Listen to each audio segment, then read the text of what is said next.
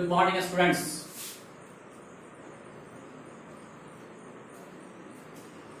सबसे पहले 10वीं की वार्षिक परीक्षा में जो आपने सफलता पाई है उसके लिए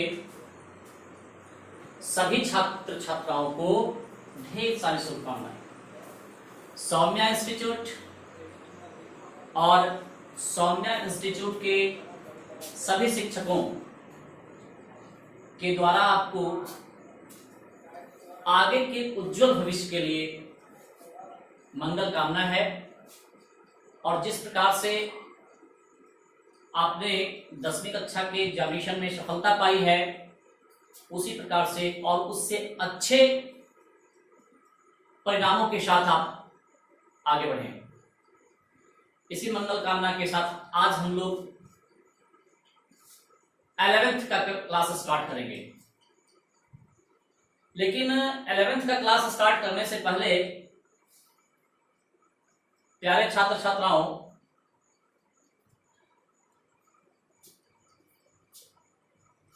आप सभी में से कुछ स्टूडेंट्स प्रथम श्रेणी में पास किए होंगे, कुछ द्वितीय श्रेणी से तो कुछ तृतीय श्रेणी से। तो प्रथम श्रेणी से पास होने वाले छात्रों के लिए, छात्राओं के लिए खुशी की बात है। लेकिन द्वितीय और तृतीय श्रेणी से पास करने वाले छात्र छात्राओं के लिए भी कम खुशी की बात नहीं है। उन्हें घबराने की जरूरत नहीं है। ऐसा नहीं है कि जो सेकेंड डिवीजन या थर्ड डिवीजन पास हो गए हैं तो उनके लिए बहुत शौक की बात है। असफलता ही सफलता की सीढ़ी होती है। वैसे छात्र छात्राएं जिन्होंने कुछ अंकों के लिए अपना अगला डिवीजन मिस कर दिया है वो घबराए नहीं और दुगनी मेहनत करके आईएससी के एग्जामिनेशन को और अच्छे ढंग से पास करें। जो मलाल 10वीं कक्षा में रह गई है उसे हम लोगों को पूरा करना है आईएससी के एग्जामिनेशन में। मैं ये बताना चाहता हूं, सबसे पहले जो 10वीं कक्षा में गए हैं, आपका कोविड-19 के कारण, इस महामारी, विश्व महामारी के कारण आपका लॉकडाउन का पीरियड चल रहा है और एडमिशन भी अभी ड्रॉप है। तो सबसे पहले आपके लिए आगे के कैरियर के बारे में आज हम लोग चर्चा करते हैं। जैसे ही आप लोग 10th पास आउट हुए हैं तो यहां से आपके लिए 3 रास्ते निकलते हैं।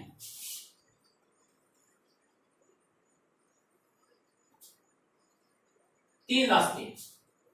अधिकांश स्टूडेंट्स आईएससी जाते हैं, उसके बाद आईए और उसके बाद आईकॉम, यानी कि intermediate of science, intermediate of arts और इंटरमीडिएट ऑफ कॉमर्स। ये आपके रास्ते बनते हैं। आपकी इच्छा पर डिपेंड करता है कि आप किस ओर जाना पसंद करते हैं। जो बच्चे इस ओर जाते हैं उनके पास 2 रास्ते हैं। एक मैथ लेकर के पढ़ने का और दूसरा है बायो लेकर पढ़ने का। मैथ लेकर के पढ़ने का जो रास्ता अपनाते हैं उनकी पहली ख्वाहिश होती है इंजीनियरिंग की।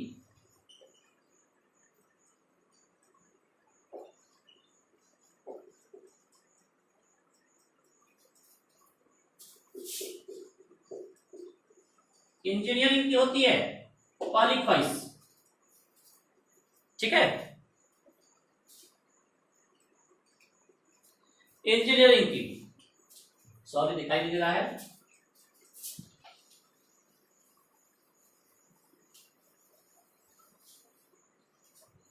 ध्यान देंगे, यहां से जो बच्चे जा रहे हैं आईएससी लेने के लिए उनके पास 2 रास्ते हैं।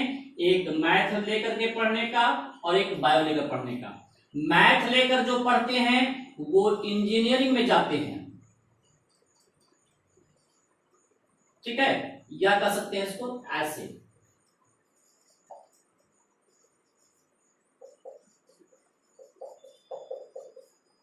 और जो बायो लेकर पढ़ते हैं वो मेडिकल की ओर जाते हैं। बहरहाल ये बहुत सारे रास्ते खोलते हैं साइंस को छोड़ करके। इससे लोग जनरल तैयारी करते हैं, एसएससी, डीपीएससी, यूपीएससी तक इससे आते हैं। और ये कॉमर्स जो है चार्टर्ड अकाउंट या फिर मैनेजिंग की ओर ले आता है। इन सबके अतिरिक्त यहां पर 10th पास करने के बाद दो और विकल्प हैं, एक ITI और दूसरा पॉलिटेक्निक। ये भी दो रास्ते हैं, लेकिन हम लोग इसकी बात करेंगे। ये जो भी बच्चे ISC मैथ लेकर के पढ़ना चाहते हैं, इनका क्या टारगेट होता है? इंटर के लिए 2 स्ट्रीम आ गया, ये कुल 500 अंकों का होता है। कितने अंकों का होता है? 500 अंकों का, जिसमें फिजिक्स, केमिस्ट्री, हिंदी और इंग्लिश ये कंपलसरी है। इसके लिए भी फिजिक्स, केमिस्ट्री, हिंदी और इंग्लिश इनके लिए कंपलसरी है। ये 100 नंबर के, 100 नंबर के, 100 नंबर के, और ये भी 100 नंबर के होते हैं। ये मैथ लेकर पढ़ते हैं तो यहां पर 100 नंबर है, कुल होता है आपको 500 नंबर। टोटल कितना हो गया? 500 नंबर। और यहां पर ये जो पढ़ते हैं 100 नंबर ये है, 100 नंबर ये है, 100 नंबर का ये होता है, और ये भी 100 नंबर का है। यहां बायोलॉजी लेकर पढ़ते हैं तो ये भी 100 नंबर का है। टोटल आपको एग्जामिनेशन देना है 500 नंबर का। लेकिन यहां पर एक्स्ट्रा में आप ले सकते हैं मैथ, जो 100 नंबर का रहेगा, लेकिन रिजल्ट बनेगा आपको 500 नंबर का। अब देखिए फिजिक्स, केमिस्ट्री और बायोलॉजी, इसमें क्या है कि 70 मार्क्स के होते हैं थ्योरी और 30 मार्क्स के होते हैं प्रैक्टिकल। ये ध्यान देना है।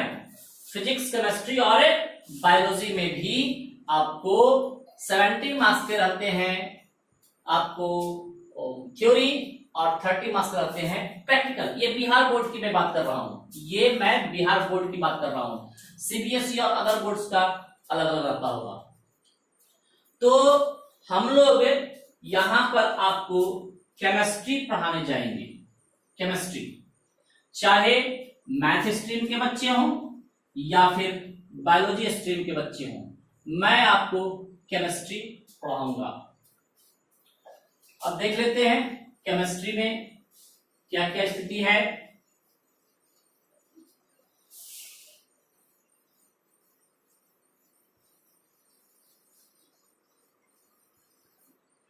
जब हम केमिस्ट्री की बात करते हैं तो इसमें 3 पार्ट है। पहला है फिजिकल केमिस्ट्री, दूसरा है इनऑर्गेनिक केमिस्ट्री और तीसरा है ऑर्गेनिक केमिस्ट्री। ये 3 भाग बटे हुए हैं। अब आपको ध्यान देना है, यहां जो फिजिकल केमिस्ट्री है इसमें जो इंपॉर्टेंट चैप्टर है इसका चर्च मैं करूंगा। जो इंपॉर्टेंट चैप्टर है, सबसे पहले परमाणु संरचना। सबसे पहले परमाणु संरचना, बहुत इंपॉर्टेंट है बच्चों। दूसरा है आवर्त सारणी। ठीक है, इसमें तत्वों का आवर्त वर्गीकरण पढ़ना है। इसमें पढ़ना है तत्वों का आवर्त वर्गीकरण। उसके बाद आपको पढ़ना है रासायनिक बंधन और रासायनिक बंधन। उसके बाद पढ़ना है द्रव अवस्थाएं, सॉरी गैसीय अवस्था, गैसीय अवस्था। और तब पढ़ना है एक है आपको रेडॉक्स अभिक्रिया और रेडॉक्स अभिक्रियाएं। ये जो आपको 1 2 3 4 5 चैप्टर है, आपको पूरे केमिस्ट्री का रीढ़ का हड्डी है, पूरे केमिस्ट्री के रीढ़ का हड्डी है। जिन बच्चों का ये 5 चैप्टर क्लियर है, कंसेप्ट ऑफ केमिस्ट्री क्लियर है। हमेशा ध्यान देना, ये 5 चैप्टर परमाणु संरचना, इसको कहते हैं एटॉमिक स्ट्रक्चर, एटॉमिक स्ट्रक्चर। उसके बाद है periodic classification, periodic classification of elements, of elements. यहां पर है ये केमिकल बॉन्डिंग, यहां पर है ये गैसियस स्टेट, और यहां पर है ये रेडॉक्स रिएक्शन, रिएक्शंस। ये 5 चैप्टर जिनके क्लियर हो गए, उनका केमिस्ट्री ऑफ का कंसेप्ट क्लियर हो गया। फिर से ये 5 चैप्टर जिनके clear, concept of chemistry clear. उसके बाद हम लोग इनऑर्गेनिक केमिस्ट्री की बात करते हैं। नेक्स्ट टॉपिक आपका होगा इनऑर्गेनिक केमिस्ट्री।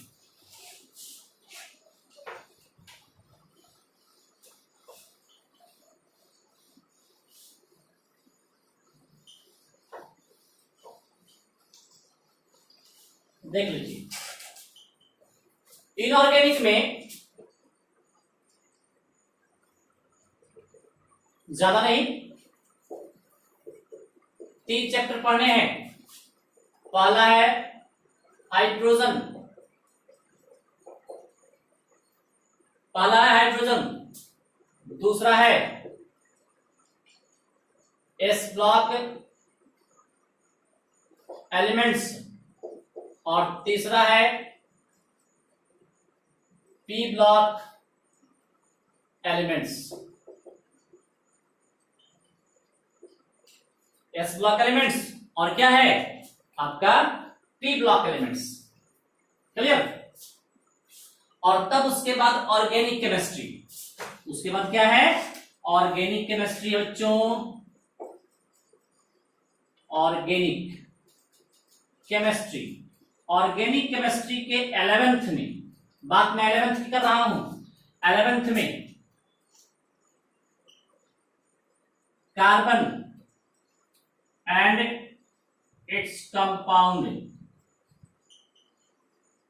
कार्बन और उसके यौगिक। दूसरा है हाइड्रोकार्बन, हाइड्रोकार्बन है। दूसरा क्या है? हाइड्रोकार्बन है। और तीसरा है purification of hydrocarbons, purification of hydrocarbons. तो यहां पर ये इंपॉर्टेंट है, ये इंपॉर्टेंट है, और इसमें ये तीनों इंपॉर्टेंट है।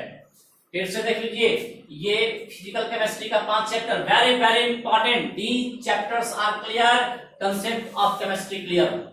उसके बाद हाइड्रोजन, उसके बाद S block, P block elements inorganic में, और ऑर्गेनिक में most important carbon and compound, and second one है हाइड्रोकार्बन्स, जिसमें एल्केन, एल्कीन और एल्काइन के बारे में पढ़ना है। क्लियर है? तो आज मैं कुछ बातें करना चाहता हूं परमाणु संरचना पर। आज से क्लास में स्टार्ट करके परमाणु संरचना के बारे में मैं बात करना चाहता हूं।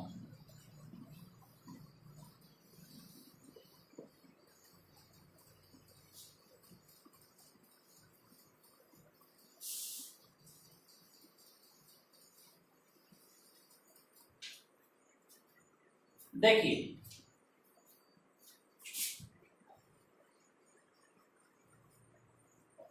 परमाणु संरचना, एटॉमिक स्ट्रक्चर। ध्यान दीजिएगा, एटॉमिक स्ट्रक्चर में सबसे पहला वर्ड है ये एटॉमिक, और ये बना हुआ है एटम से, यानी कि परमाणु। What is atom? परमाणु क्या है? यानी कि यह जो है किसी भी पदार्थ का सबसे छोटा कण है, किसी भी पदार्थ का सबसे छोटा कण है।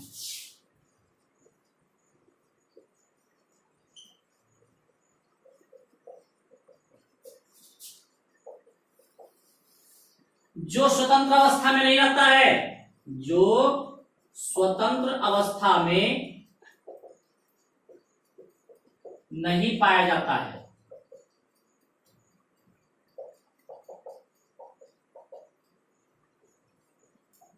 किंतु सबसे महत्वपूर्ण चीज, किंतु रासायनिक अभिक्रिया में,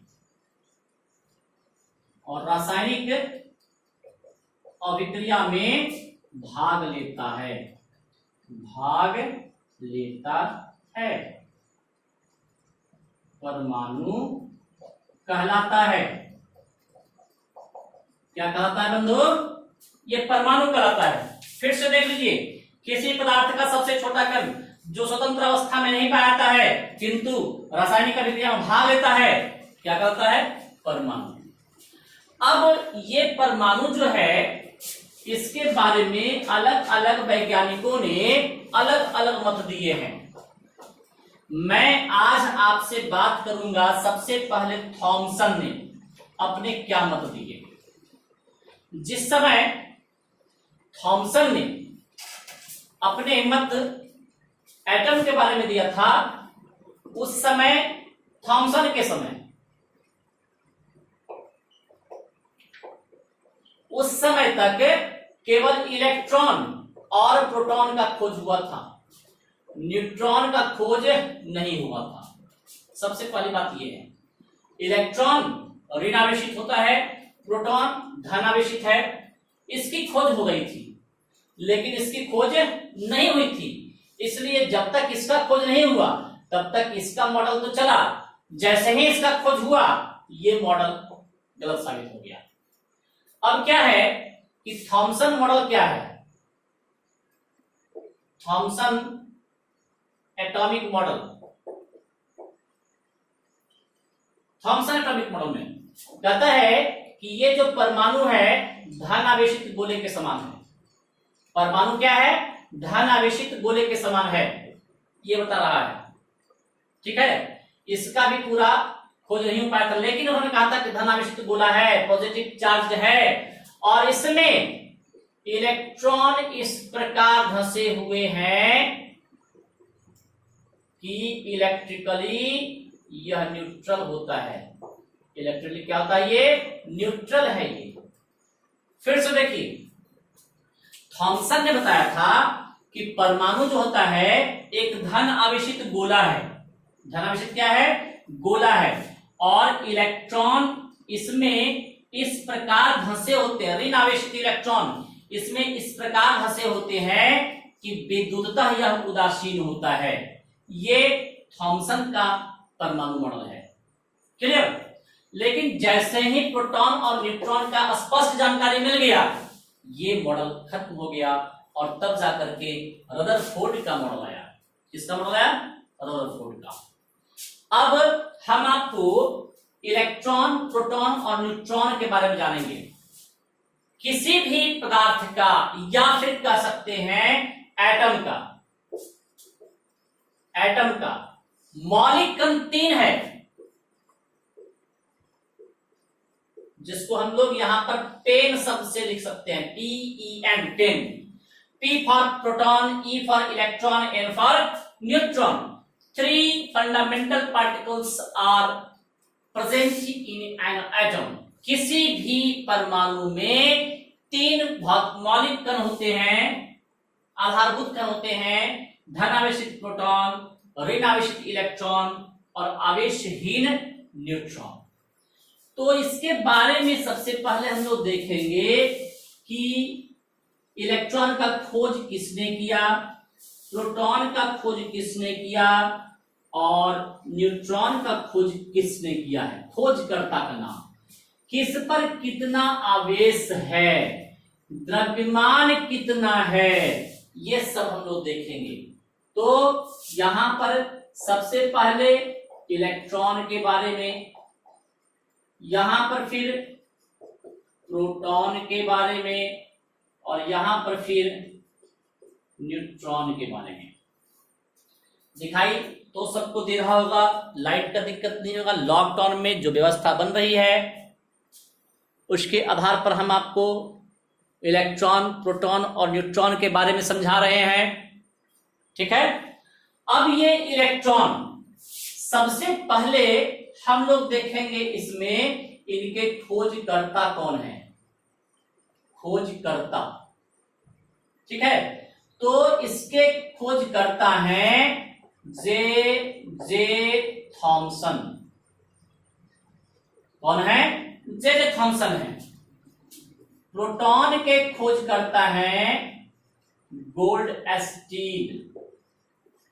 कौन है? गोल्डस्टीन। और इसके हैं जेम्स चैडविक। जेम्स चैडविक, इसके जे थॉमसन है, इसके गोल्डस्टीन है और इसके जेम्स चैडविक हैं न्यूट्रॉन में खोज करता। और हम नीचे इसमें जगह छोड़े हैं, कुछ और बातें लिखेंगे। इस पर ऋण आवेश होता है और इसको E- से हम सूचित करते हैं। यहां पर प्लस आवेश होता है और P+ आवेश से सूचित करते हैं। और यहां पर कोई आवेश नहीं होता है, इसलिए इसको N0 से सूचित करते हैं। किससे सूचित करते हैं बाबू? N0 से सूचित करते हैं। क्लियर है? अब देखिए इन पर आवेश कितना है, आवेश देखेंगे, ठीक है। तो इस पर होता है 176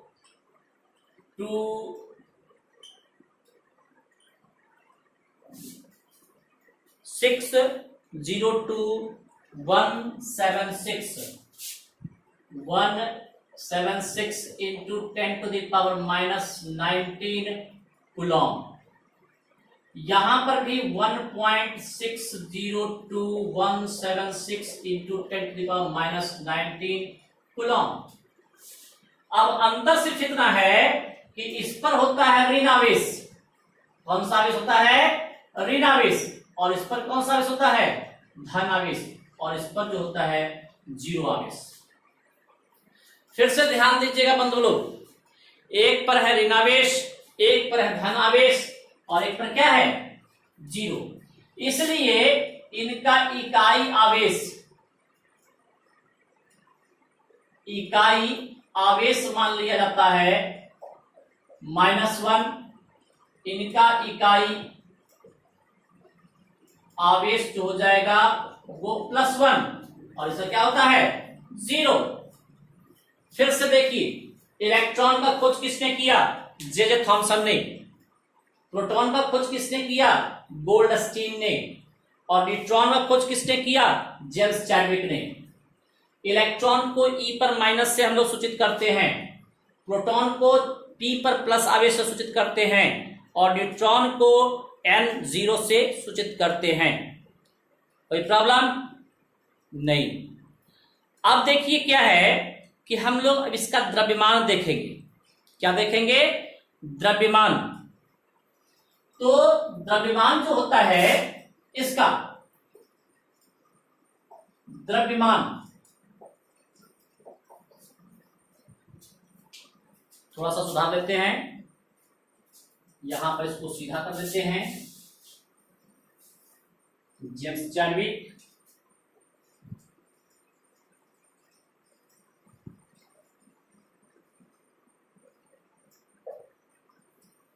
यहां पर ये आवेश 0। अब द्रव्यमान देखेंगे हम लोग।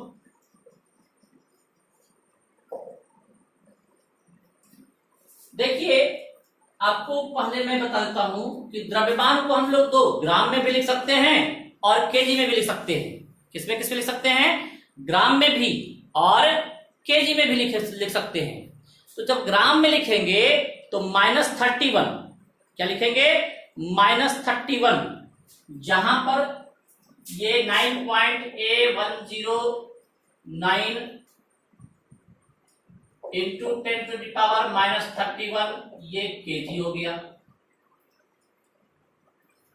देख लीजिए, इलेक्ट्रॉन का जो मास है 9.109, हम लोग इसको आगे बढ़ा सकते हैं, 382 होता है। 9.109 इंटू 10⁻31।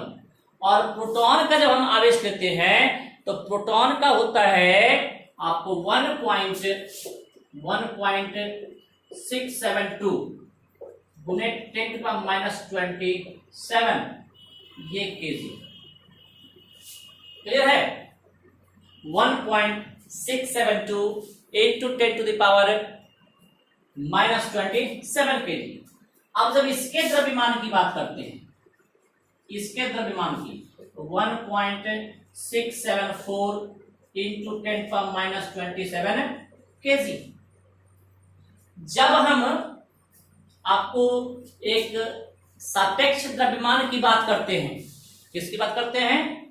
औसत द्रव्यमान, सापेक्ष द्रव्यमान या औसत द्रव्यमान, तो इसका औसत द्रव्यमान मान लिया जाता है 0। इसका प्रोटॉन का औसत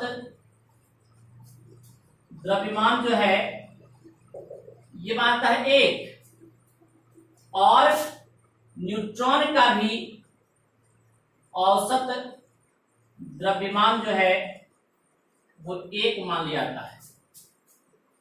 फिर से देखें, 3 से 4 चीज मैंने आपको आज बताया है। पहला, इलेक्ट्रॉन के खोजकर्ता जे थॉमसन, प्रोटॉन में खोजकर्ता गोल्डस्टीन, न्यूट्रॉन खोजता जेम्स चैडविक। जब हम खोजकर्ता की बात करते हैं उसका सिंबल क्या संकेत है? E पर माइनस आवेश होता है इलेक्ट्रॉन, P पर प्लस आवेश होता है प्रोटॉन, और N पर 0 होता है तो न्यूट्रॉन। अब आवेश की बात करते हैं तो इलेक्ट्रॉन पर जो आवेश है, हम आपको 1.602176 इंटू 10⁻19 कूलम ये माइनस में होता है, और इसका इकाई आवेश मान लिया था कितना? -1। जब हम बात करते हैं प्रोटॉन की तो इसका भी उतना ही होता है आवेश, लेकिन ये धनात्मक होता है और इसका इकाई आवेश +1 है। यहाँ -1 तो यहाँ +1, और इस पर कोई आवेश नहीं होता है, 0 आवेश होता है। द्रव्यमान की जब बात करते हैं तो 9.109 भी होता है, 3 अंक तक हम ले रहे हैं, 382 भी ध्यान रखिएगा। 9.109 इंटू 10⁻31 केजी। और जबकि हम बात करते हैं प्रोटॉन के द्रव्यमान की तो 1.672 इंटू 10⁻27, और इसका -27, इसका भी केजी। जब हम औसत द्रव्यमान की बात करते हैं तो इलेक्ट्रॉन का द्रव्यमान 0 मान लिया जाता है, प्रोटॉन का द्रव्यमान 1 और न्यूट्रॉन का द्रव्यमान भी 1 मान लिया जाता है। और तब इसके बाद प्रारंभ होती है रदरफोर्ड का परमाणु मॉडल, जो हम लोग अगले क्लास में कल पढ़ेंगे। Thank you.